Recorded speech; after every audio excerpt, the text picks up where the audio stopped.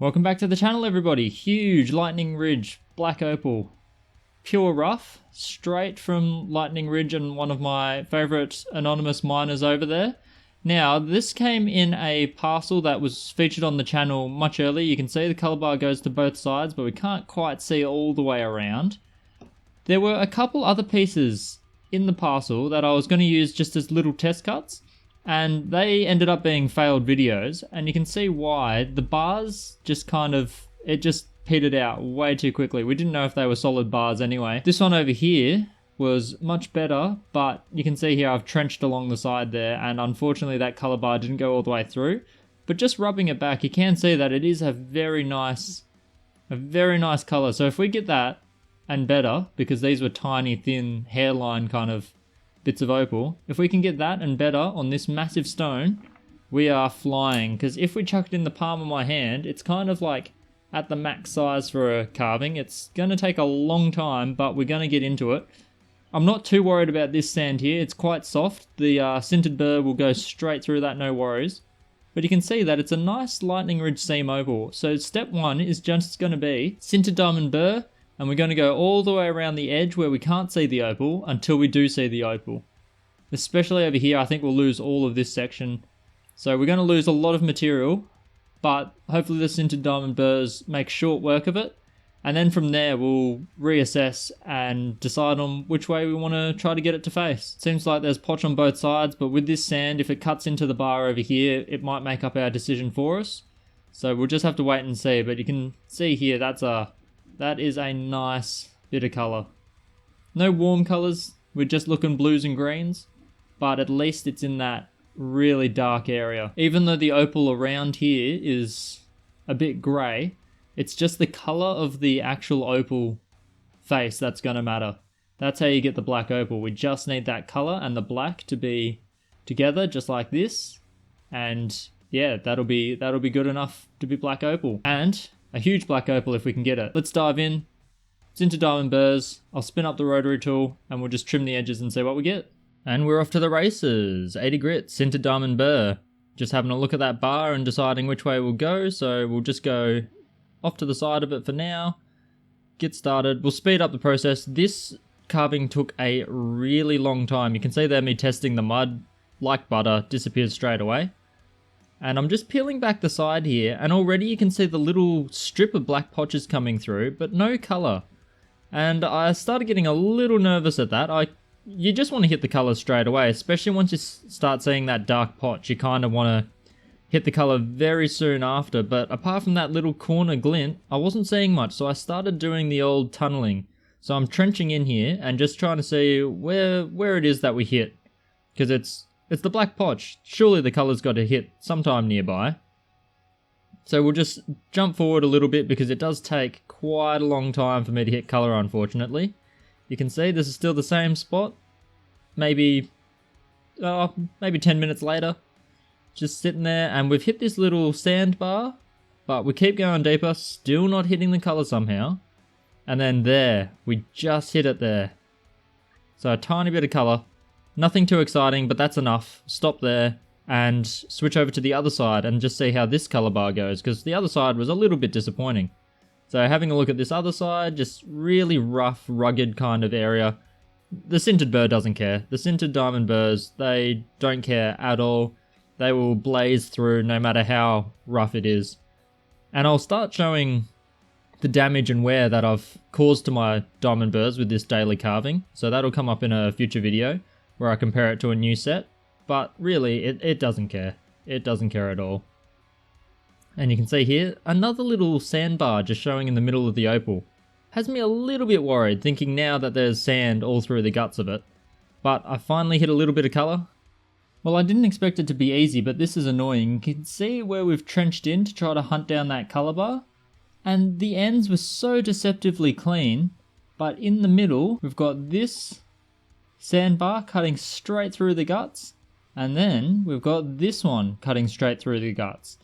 And then if you look at this bar here, I think that's just going up and over to the top side of this sand on both sides. You can just see it's coming through here.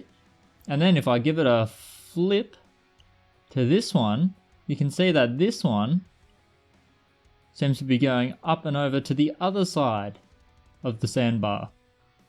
So to get two really good stones, it doesn't look like we'll get one, but to get two really good stones, somehow I would have to chuck this on the trim saw and just slice very carefully along here and hope that that gets rid of the sand and keeps the color on both sides quite solidly.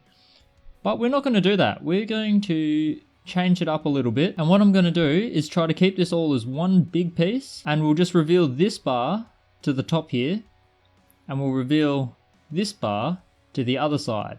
So what we'll end up having is a nice colourful area here, hopefully, and then this, I don't know if I want to leave it crusty or just rub it back so that's nice and smooth. Probably rub it back so it's nice and smooth. We might polish the whole thing with a colour bar here, potch here, and then you give it a flip and it spins around. So colour here, potch over here.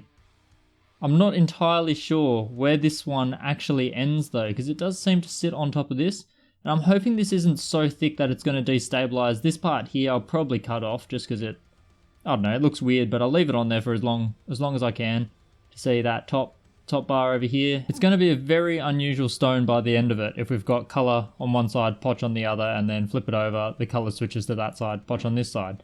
It could be interesting, but we'll have to see how it goes. This sand could still link with this bar, though it does look fairly separated here. It could always go all the way to there. I picked off a little bit of this stuff while I was washing it. You can see here if I just push with this, so that little chunks would come off quite easily. So it won't be too hard to rub back, and we'll just do that with the aggro sintered burrs, and then we'll polish it up if we can get the color bar to reveal on both sides. Wish me luck. Back at it with the 80 grit. Now getting rid of this dirt, you can see how quickly it goes through, but we'll flash forward and just get to parts where it's a bit more interesting. Here you can start seeing a color bar coming through, and I'm just working on getting rid of the last little sandy inclusions. Here I'm just having a quick look at the top here, hoping that the color continues up there, but it doesn't really seem to. And you can see there I've revealed a bit. That's enough to stop for this grit, and we'll go to a higher grit to work on it more. So flipping it over, looking at this other side, looking at this nice thick green black color bar. We'll jump forward here because this took a long time. Less dirt, more potch. So you can see how far we've gone down, and we're starting to hit a little bit of color here. Alright, I'm not going to be able to hide the disappointment in my voice for this one. You can see here, really nice area leading off that nice thick color bar that I thought was going to be an absolute indicator that this was going to cut an absolute gem. And instead, it's just disappointed me to no end. I tried to show it while I was carving, but it was hard to bring this flash up. You can see how directional it is. It really needs this kind of angle. It is a nice black opal section over there, a little bit over here as well. I just don't see this grey potch coming out or it continuing any further under there. There's a little bit over here, but there's not a lot. It might clear up a little bit more because that bar, I mean, I can work with hairline thin bars, but this is it's just shot to pieces. So this side, once again, real dark opal, but a lot of this potch I don't think it's going to clear out. We're going to switch to the, we're going to switch burrs, and we're going to go more for this 600 bullet shape and really try to finesse some areas and see if we can get the opal to link up a little bit. Because this area here is really nice, and it might continue under a little bit, but this sand that you can see just here, that continues really deep, like right up under here. The torch doesn't get all the way through this stone, so it's not the best indicator, but it does go really deep. This sand over here, not quite so deep, but it still goes out quite a way. They don't quite meet up. Maybe they do slightly, but it doesn't look like it's a huge link. And you can see here, it's just that blue on black. Little bit of green in some areas as well, but this is not the stone that I thought we were going to end up with. Some nice areas, but all in all, very disappointing. So we're just going to have to pivot, change ideas again, and this will just be a full-on free-for-all, free-form, just trying to get as many of these opal areas revealed and polished as possible. Which, is not what I wanted. I wanted a nice solid stone over here, and then a nice solid stone over here, and neither kind of working out for me. Really disappointing. We're going to have to work on those areas a little bit more, but it will happen. I just don't know if I can bring myself to do it now. Then again, I'm not one for giving up so easily, so we are going to go to that 600 yellow sintered diamond and just try to investigate some more of these areas, expand this as wide as we humanly can, and then maybe we'll be able to decide whether it deserves a bit of a polishing or not. I'm hoping there's some areas that I haven't uncovered here, and we can polish up at least some nice areas, and we'll just let the shape go. The opal can do what it wants at this point. We just need to be careful not to hit the sand, and that's about it. Now, this all started because of these two test cuts, and they both failed with dispersed opal, but mostly just potch. And little did I know that the main stone would end up falling in line with that. I mean, you can see here that there is a really interesting stone up in this top corner here. It's pretty potchy still. After attacking this with the finest sintered diamond, it's still very potchy and not overly great. Maybe something could tidy up out of that top section if I did a slice across here. And that slice wouldn't interfere with anything here on the back, but we're getting close to this sand, and the sand will destabilize it heaps if I cut it. And then on this side, you can see there's a small stone here, which is fairly round, and there's also a really nice section up here. Sorry, in that black, but it's very directional. You could get a slight pear shape or something out of that though. So not all is lost, but it's not at all what I was hoping. When we had this beautiful bar here sticking out the side, and then on the opposing side having this beautiful bar here, I thought we were onto something. Originally thinking maybe full on double-sided stone, because that little bit of sand was in between them and it looked like it would end up facing in two different directions. And then I was happy to settle for just a big stone over this side and a big stone over this side. And in the end, what did we end up with? We just ended up with a fairly nice section over here, which I might cut free and then freeform carve up, or just leave it all as one piece and just brush this up a little bit more with the novas and polish it up. But I'm kind of demotivated from working on this stone any longer for now, because yeah, neither side is really getting me excited. There's nice areas, but it's just potch ridden. Now, these aren't the only stones that the miners sent over. I've got this white grey material here. This one's got a bit of a tricky thin bar, very thin, and only shows on a couple of the sides. And then these two pieces, which I do have high hopes for because the bar does show on 360. A 360 bar fills me with a bit more confidence, especially with a smaller stone. And you can see here, it's got colour, it's just not black opal.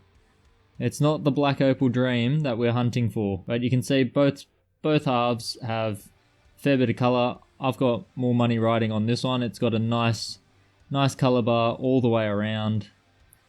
It's a bit thin, but I've worked with much thinner and got something out of them. So we're going to see if the white grey base opal ends up dominating, like I think it will, because the black opal pieces just didn't have anything for us, which is incredibly disappointing. If it was my stones, I wouldn't care so much, but because it's my miner friends in Lightning Ridge, I am a little bit sad about it.